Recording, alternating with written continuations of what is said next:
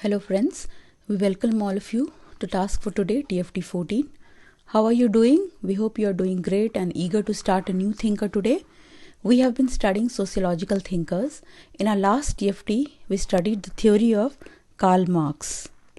Today we will study about the next thinker in our syllabus, which is Émile Durkheim. There are 4 concepts to be studied. They are division of labor, social fact, suicide, and religion and society. We read about Durkheim while studying sociology as science. He was one of the founders of sociology. He was a positivist and his theory falls under macro perspective. Like Comte and Spencer, he also studied on a scientific study of society, and like them, he was a functionalist. He applied the comparative approach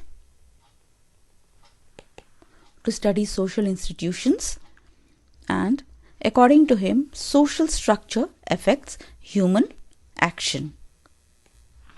Durkheim was born in a Jewish family and he grew up in a cohesive community, but he gave up his affiliation with organized religion and he became agnostic. So, he no longer was a participant, but he became an observer. And that is why he was interested in religion and solidarity. Solidarity means unity, unity of society.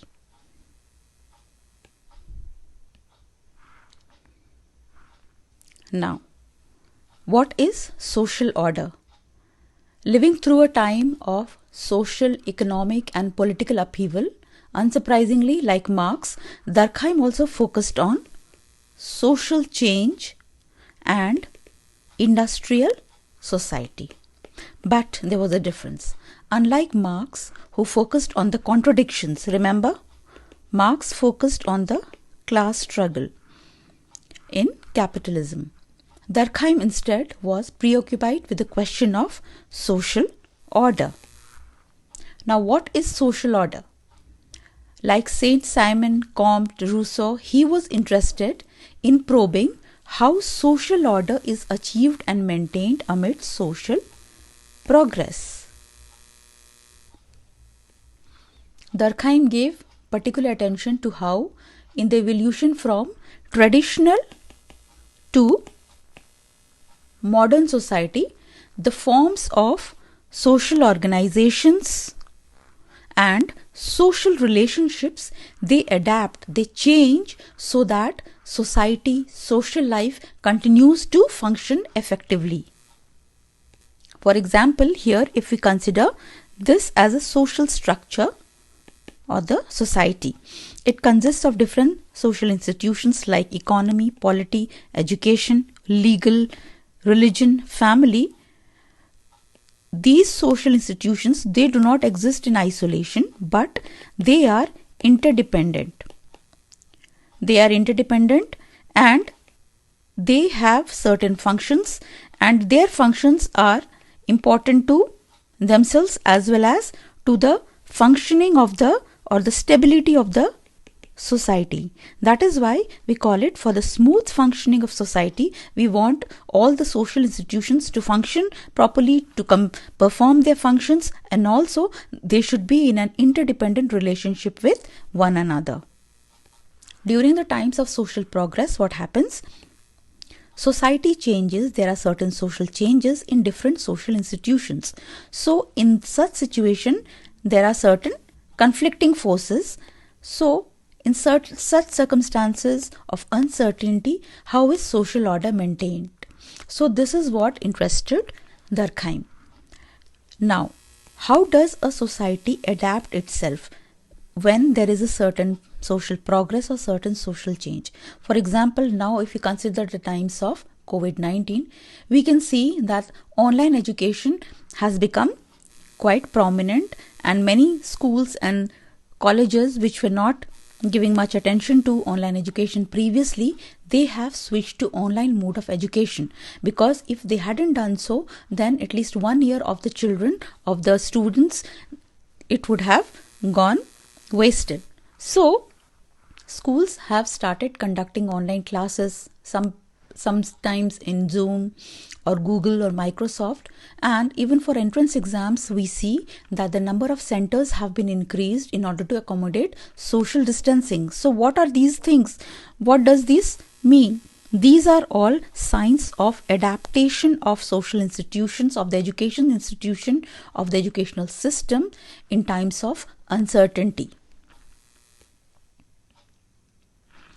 Now, whenever you study any thinker, you should remember that all the subtopics mentioned in the syllabus of that particular thinker would be related to one another. Therefore, please don't treat them separately. For example, when we consider Durkheim, we must know that division of labor, social fact, suicide, religion and society, all of these subtopics have something in common. Now, here what is the common aspect? It is collective conscience. Now, what is collective conscience? Durkheim defined collective conscience as a set of beliefs and customs which are common in a society. He was curious to know the forces which regulate and bind the society together. So this is actually the binding force of a society. Okay, just like in chemistry, we have something known as binding forces, bonds. So similarly in society also we have certain binding forces. Beliefs and customs constitute the culture, norms of a society, the do's and don'ts that people should follow in case of any situation. In a formal situation, how should they behave? In an informal situation, how should they behave? Similarly, there are certain sanctions also. Sanctions, there are two types. First one is a positive sanction. That means if someone does something great, then he or she is rewarded. If someone does not do something positive or deviates from the norms of the society, then he or she is punished. So sanctions are used to control or regulate the individuals of a society. So you can see how that sanctions, they affect X1, these are people, X1, X2, X3. Similarly, the beliefs and customs, they also have certain control over these people. So every individual of a society is under the influence or under the guidance of beliefs and customs as well as sanctions. And the more the beliefs and sanctions present in a society, the less are the chances of freedom of an individuals. So if someone asks you, what do you mean by collective conscience? You would have to say beliefs, customs, norms, sanctions, which include rewards and punishments. These exercise social control on the individual, and these constitute the collective conscience. Now, Durkheim defined another term known as mechanical solidarity. He studied collective conscience in pre-industrial and industrial society. He saw a fundamental difference between both societies. Firstly, we will study his observations of pre-industrial society. This society was homogeneous. People did the same type of job, so there was low degree of interdependence. Everyone was doing the same kind of job. So if I am doing the same kind of job as this person, then both of us are self-reliant. We are independent. We need not be interdependent. Also, I will interact with only few people. I will not interact with everyone because my circle of interaction or my circle of reliance is small. So level of interaction will also be very limited. Also, most of the property was common. The occupational basis was kinship ties, and people shared the same values and beliefs. Also, there was less individual freedom because people, they followed religions very religiously or very faithfully. They followed all the norms and customs and traditions, and they did not think of acting out of the way. Thus, customs and laws, they protected the group. But the nature of law was collective. Okay. Every wrongdoer was punished by the society, and the law was repressive. What do you understand by repressive? Because the aim of the punishment was to strengthen the beliefs and values of the society, and it was pretty much harsh because the individual who committed certain crime, he or she was deprived of life, fortune or honor. So you can see that there was a certain uniformity in the pre-industrial society which bound the society together, and Durkheim referred to this unity or solidarity based on resemblance as mechanical solidarity. In this type of society, individuality was nil. Now, there is a concept known as division of labor. In a division of labor, what happens? Suppose there is a job, it cannot be performed by one person. Okay, so it is divided into two people, 1, 2. One person will do one job, second person will do second job. So because person 1 has to do this job, so he becomes a master or becomes a specialist of his job profile, while the second person P2 becomes a master of his or her job.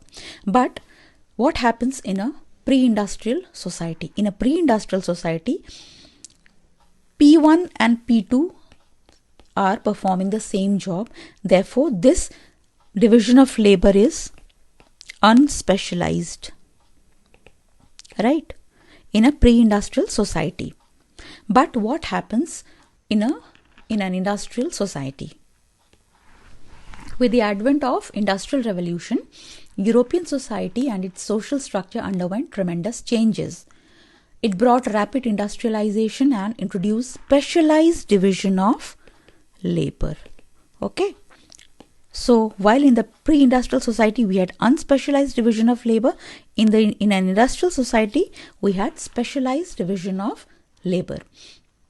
This division of labor or economic and occupational specialization is a dominant feature of the modern capitalist society. Now, what do we understand by economic and occupational specialization? That means the specialization takes place in sectors as well as workers. For example, sectors like agriculture, manufacturing, services, primary, secondary, tertiary, all these sectors. So, agriculture person will not do the manufacturing and manufacturing will not do services. They are specialists in their own area. So here you can see S1, S2, S3, S4. These are various sectors and under which there are certain workers. So these become specialists in their own jobs. Therefore, it is known as specialized division of labor because there is a division. Each person is doing his part and also they have become specialists. In a pre-industrial society, as said before, there is little social differentiation. Okay, because people perform the same job, P1 is equal to P2, so the division of labor is unspecialized. But this is not so in an industrial society because in order to produce goods and services efficiently, members of industrial society, they need to specialize in particular roles. So, for example, specialists are required to design, manufacture and market a particular product. So, one person, suppose if it is the fruit processing industry, one person will be involved in the agriculture, second will be introduce or it will perform the manufacturing part and third will provide the services. So there is a proper division of labor and also there is social differentiation. What do we understand by social differentiation? Just like in an organism, there are different organs to perform different functions. For example, heart, liver, limbs, brain. Similarly, in a capitalist or modern society also, different organs or different sectors, they will perform different roles or different specialist jobs. There is a proper delineation or differentiation in their job profiles. This is known as social differentiation. Now, we saw that in the pre-industrial society we had mechanical solidarity. But what happens in an industrial society? We know that there is specialized division of labor. So naturally the industrial society will show a different form of solidarity. This is known as organic solidarity, because just like in an organism there are different organs to perform different jobs. Therefore, in a modern capitalist society also there are different sectors, different institutions which perform different roles, different jobs. There is a division of labor which is specialized. Okay, I will do a particular job, maybe of a lecturer, and you will perform the job of an engineer. Someone will do the job of a doctor. Similarly, in a society also, all these things, the social institutions, they are interdependent and they perform their roles separately. The members of industrial society, thus, they are dependent on each other's specialized skills, and this interdependence forms the basis of organic solidarity. Thus, solidarity or unity in industrial society is based not on uniformity but on difference. Thus, the situation is similar to that of a physical organism. Just as in an organism, the various parts, okay, let us consider these as different parts. So, the various parts, they are different, yet they work together to maintain the organism, for example, the heart, liver, brain. So, in an industrial society also, the occupational roles, they are specialized, yet they function together. This is important. They are specialized, but they function together to maintain the social order. This is what Durkheim was interested in. Also, with secularization on the rise, the role of organized religion has declined. As a result, what happens? The collective conscience, it dampens. There was a certain force. People were very faithful to religion in the pre-industrial society, but in a modern society, this factor is declining. And there are different forms of religion which have come out. The organized religion, its significance has declined. So, the form of collective conscience has changed, and religion does not have the same control that it used to have in a pre-industrial society. So, now people enjoy more autonomy. In the case of law also, the punishment has changed. Now it is governed by restitutive law. It is not repressive. So what is restitutive law? The aim of restitutive sanctions is to re-establish relationships and restore status quo. For example, we have civil law, we have family law and so on, where efforts are made to amend, right? It is not punishing or depriving someone of their honor or dignity, but it is actually trying to amend the broken or strained relationships between two parties. Now, Durkheim believed that this specialized division of labor and the rapid industrialization, these posed threats to social solidarity.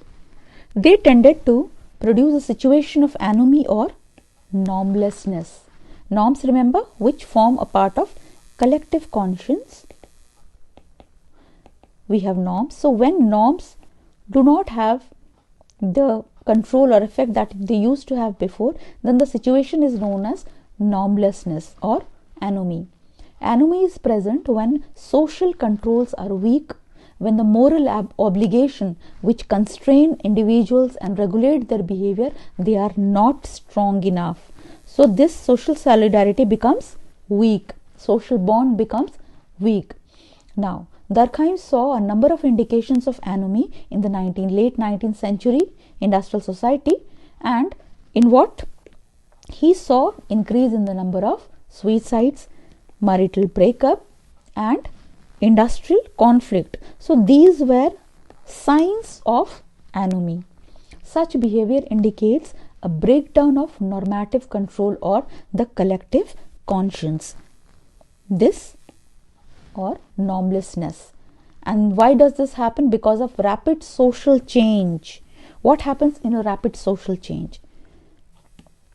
In a rapid social change, there is dissatisfaction. People become restless. There is rise in individualism. People think of themselves. They are governed by self-interest. They want to prosper. The increasing desires which cannot be met, and that is why they are out of control. Right? Where does this individualism come from?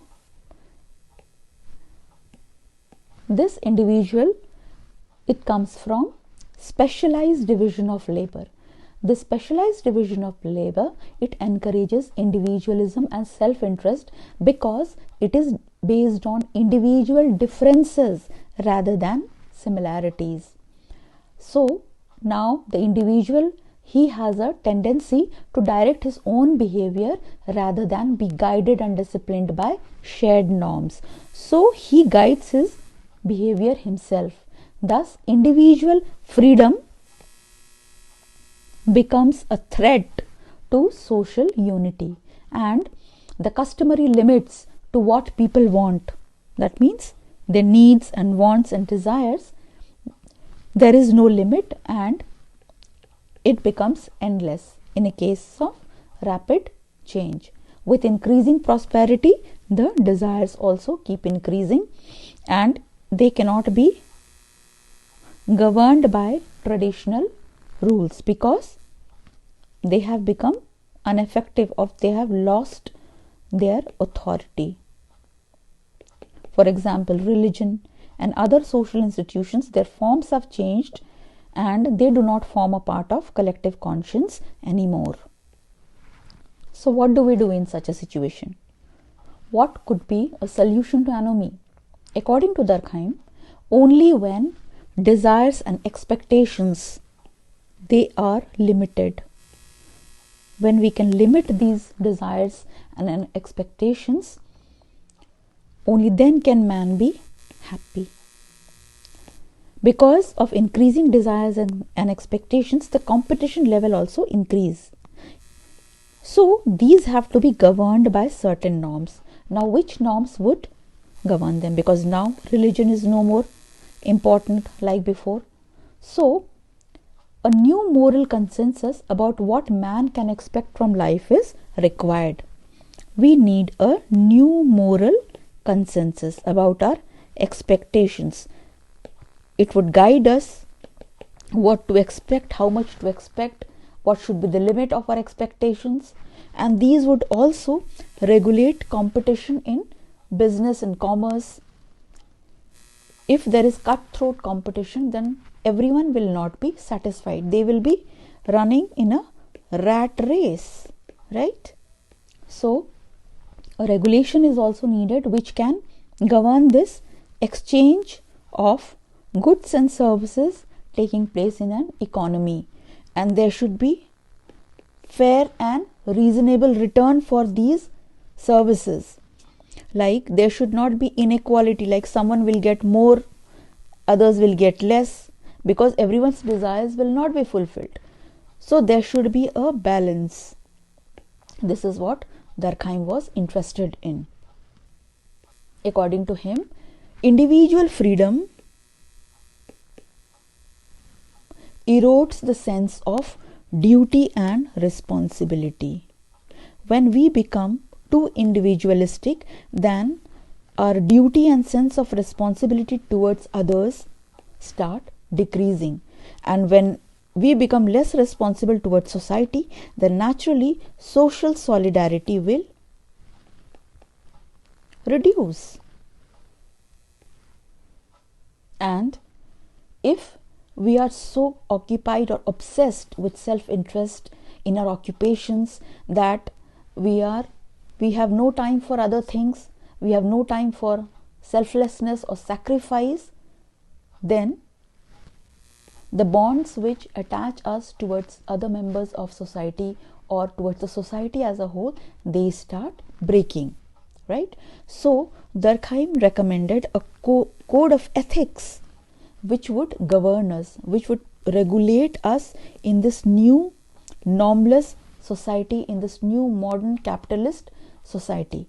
So what was this code of ethics? It would emphasize the needs of society. It would remind us of the needs of society once again. And how would it do? With the help of occupational associations, right? They would regulate the economic activity. So previously we had collective conscience in the form of norms, beliefs, customs, religion, but now because of secularization, the effect of organized religion has decreased. So we need a new moral consensus, and it will be given by a code of professional ethics, right? Because we are now dependent on one another on the basis of our occupations through economic forces. Now, taking this debate forward, or taking this discussion forward, Durkheim, as you can see, he was a strong advocate of social solidarity, and he applied his idea to another very important aspect. You know that he was a positivist, he was a functionalist, and he wanted to study sociology as a science, and he was interested in structure of society, or external force, which was the societal force which was affecting man or individual. So during this process he studied social facts. Now what happened? He studied suicide rates as a social facts. Why? Because he understood that in a capitalist society, in a modern society, a certain anomie had come up, a situation of normlessness had come up, and the suicide rates were increasing, right?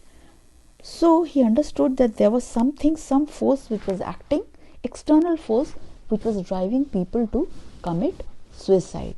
So this strengthened his belief or his position of sociology as a science. As you remember, he assumed that just like in physical sciences, there is an external stimuli, external force which acts on matter and produces a certain reaction. Similarly, he saw that there was certain stimuli, there was external force which was acting on people to commit suicide. He termed these external forces or this external stimuli as social fact. Now, we all know that as per common sense perception, suicide is a result of personal act, and it is related to the mind of the person. There might be some mental imbalance, or the person might be unhealthy. It is solely a personal act, but Durkheim chose to explain it sociologically. He said that there were social facts in action which were driving people to commit suicide. Now, what were these social facts? There were two social facts. First was social integration, second was social regulation. So these were the external forces which were acting on people to commit suicide, and they were social facts. So what is a social fact? What would you write if someone asks you this? You would say that it is a way of acting, thinking or feeling. It is external to the human being. It has an own reality. Okay. And it is coercive. That means it constrains. It puts certain constraints on the individuals. Also, it is invisible and intangible. It cannot be observed directly. For example, social integration or social regulation, we cannot observe it directly, we cannot touch it, but we can see its form in other things or other social institutions. Social integration, usually it is in the form of norms, beliefs. All these strengthen the solidarity of a society, unite a society. So, we need to understand that social structure is defined by social integration and social regulation. How can someone be regulated? Through certain sanctions, for example, that rewards, punishments. Now, as long as a society has a balance between social integration and social regulation, there is social order. But when this balance is disturbed, when the norms are not effective, they lose their authority, then we have suicides, or there is a high rate of suicide. Durkheim wrote a book on suicide. He wanted to show its social aspects, and he tried to explain the social conditions under which suicide take place. So he studied suicide sociologically and not individually. So he observed 4 cases. Firstly, when there was a low social integration, low social integration, when people do not feel attached to society or they feel isolated, they commit suicide. This is known as egoistic suicide. Now, what happens when the social regulation is low? When people are not regulated because of lack of norms. It is a case of normlessness. They commit suicide. It is known as anomic suicide. Now, there is the other case also.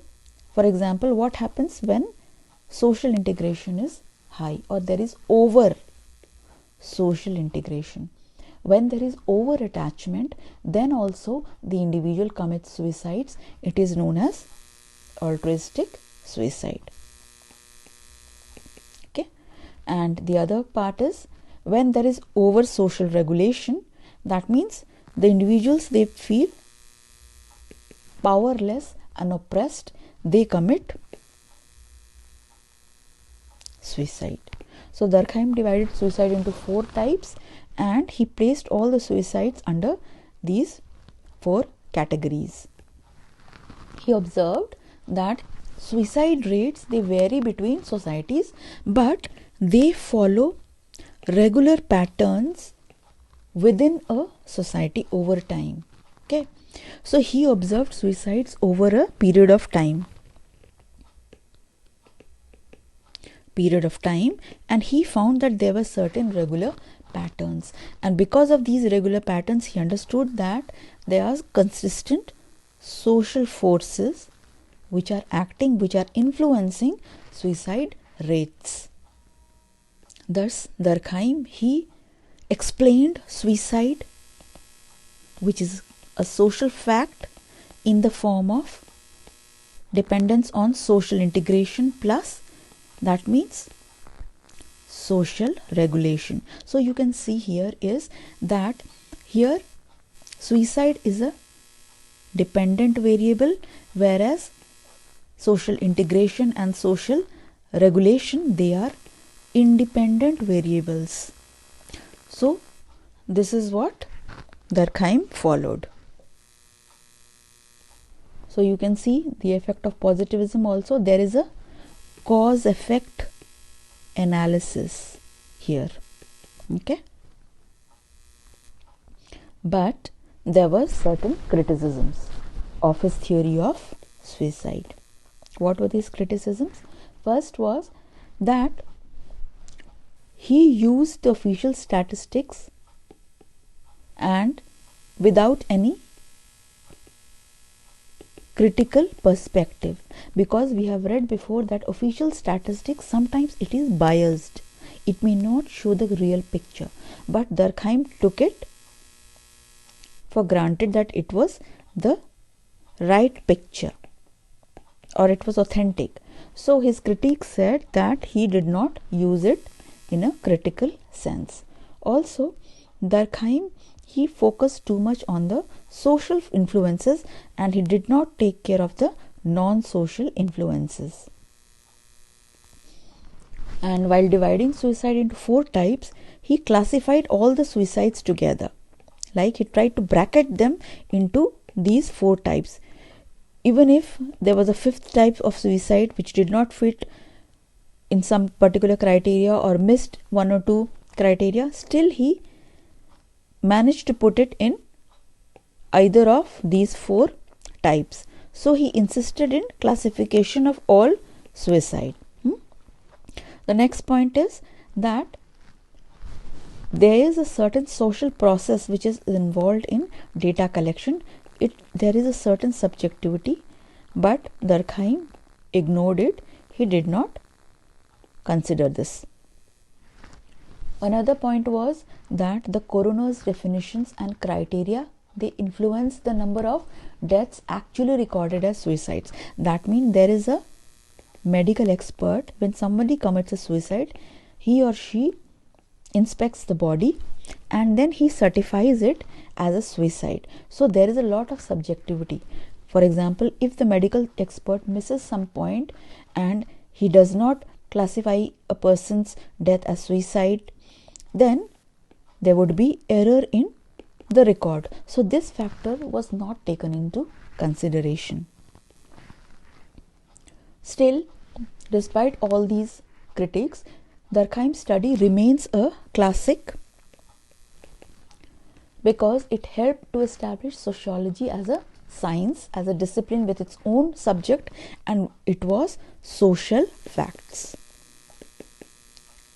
Okay, so this was a major achievement of Durkheim, and it strengthened Durkheim's argument that a personal act of suicide demands a sociological explanation rather than simply one rooted in personal motivation. So he gave a sociological explanation of a personal act. That was his very laudable achievement. Now, the last concept of religion and society. You have read that Durkheim was interested in studying social solidarity, and he also had a religious background because earlier he was attached to some organized religion, but then he later on became agnostic. So he understood about religion, about the forces which were taking place, and how religion was used to bind society together. But Durkheim was not the first person to study religion. Okay, there were many theories by other intellectuals before him. All of them, they considered religion to be a belief in a supernatural being. Okay, but Durkheim refuted them because he said that their explanations of religion did not explain Buddhism or Confucius, which were without gods. Okay, so these religions, they were without gods, they were without supernatural beings, yet they were considered religion. Therefore, a supernatural being is not a necessary criteria for a belief or faith to be called a religion. Then what exactly is a religion? Durkheim said that if we rely on spirits and supernatural beings or supernatural forces, then religion becomes an illusion, right? But religion has a very strong presence in society, and people have invested their energy for religions. They are willing to sacrifice their lives. They have been doing this since the past, since ancient times. So a force or anything which is an illusion cannot emit certain force, cannot emit such a powerful energy, right? Therefore, he considered religion as not an illusion, or that a supernatural being was not a necessity for something to be called a faith, a belief to be called a religion. According to Durkheim, religion was not an illusion, but it was a social reality. Religion affected the social functioning of people, and because of which it was a social reality and it was not an illusion. Now that Durkheim had defined what religion was, and that it was something very profound and permanent and hence a reality, he wanted to find out the essence of religion. What was religion made up of? According to Durkheim, world can be divided into two kinds of phenomena. Okay, the sacred and the profane. The sacred refers to things or beings which are set apart, sanctified, and whose devaluing is prohibited.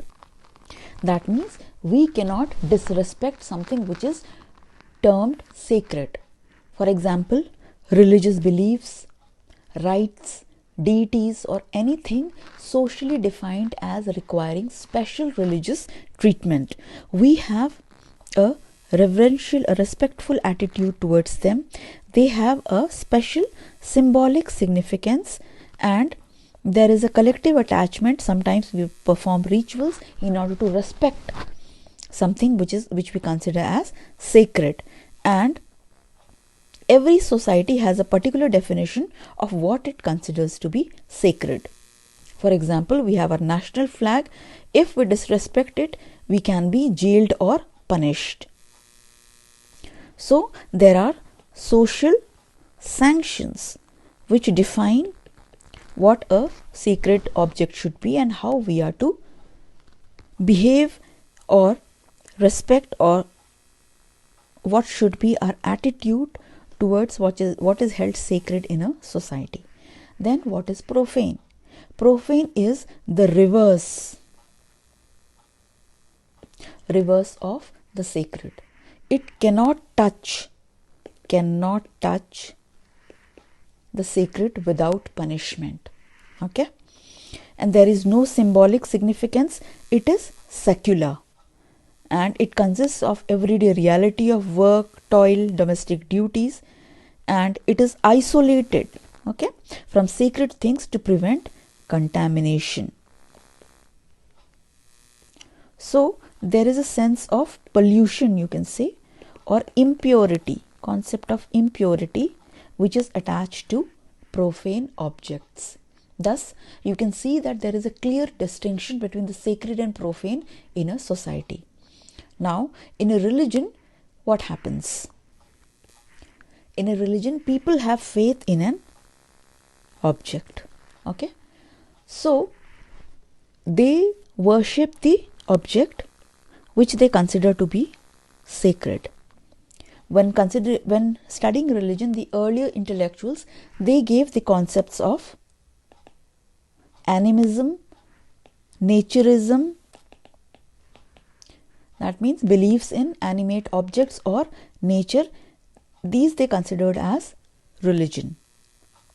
But Durkheim chose to explain religion through Totemism. He said that the object of worship is an anonymous and impersonal force. It is without a name, without a history. So you remember that religion, according to Durkheim, is not the worship of a supernatural being, but it is actually the worship of an anonymous, impersonal force which is mysterious, without name, without a history. This he refers as a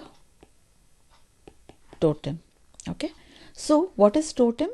Totem refers to an implicit belief in a mysterious or a sacred force or principles which provide sanctions. That means, let's say there are priests. They say that you need to follow, do this thing. If you do not do, you will be punished. Also, people have certain moral responsibilities which they have to perform in a society. Thus, you can see that totem, it represents the moral reality of society, and it enforces collective conscience, right? This is the force which binds society together. This worship of totem, or this respect or reverence of totem. Durkheim also says that this totem is actually a symbol. What does it stand for? It is something which is superior to man, and it is therefore a representation of society. Now you know that in Durkheim's functionalism theory, he says that society or societal structure, it governs man or individual.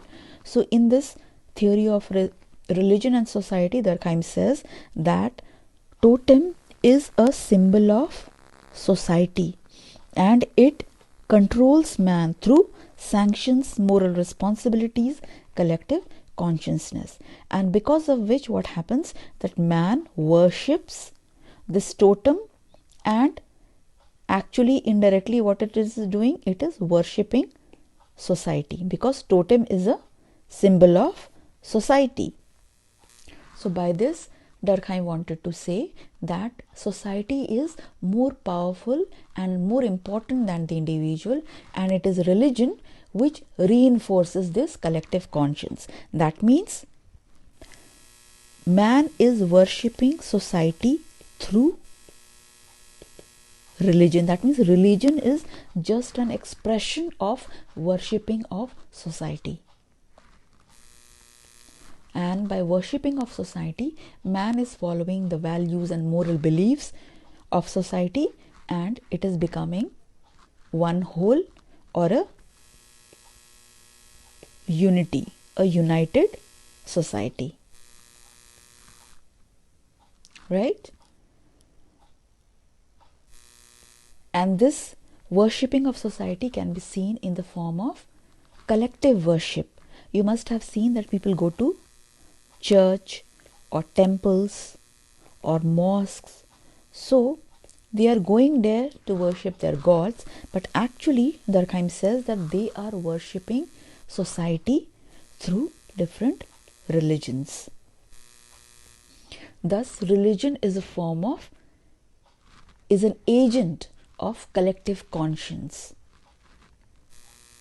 Thus, you can see that every aspect or every concept which Durkheim has given is in one way or other related to collective consciousness. Okay. So, this brings us to the end of TFT-14, which is Émile Durkheim. You have to read this from 3 chapters.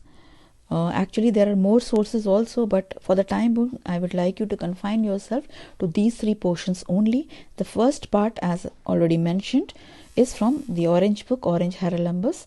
From the chapter Work and Leisure, you have to read The Division of Labor in Society, a functionalist view. Second is from the Blue book, chapter Methodology, Durkheim, Suicide, a Study in Sociology. And the third one is from the chapter Religion, the Blue book, Functionalist Perspective. Please do not read about criticism and everything right now. We will do it when we will be reading religion. Your first preference or your priority is to understand Durkheim's theory right now, right? IGNU also we have in quite detail, but we will do it later. First, please try to understand what I have tried to explain today. If you have any queries, please drop a comment at Brainstorming Sociology. Okay?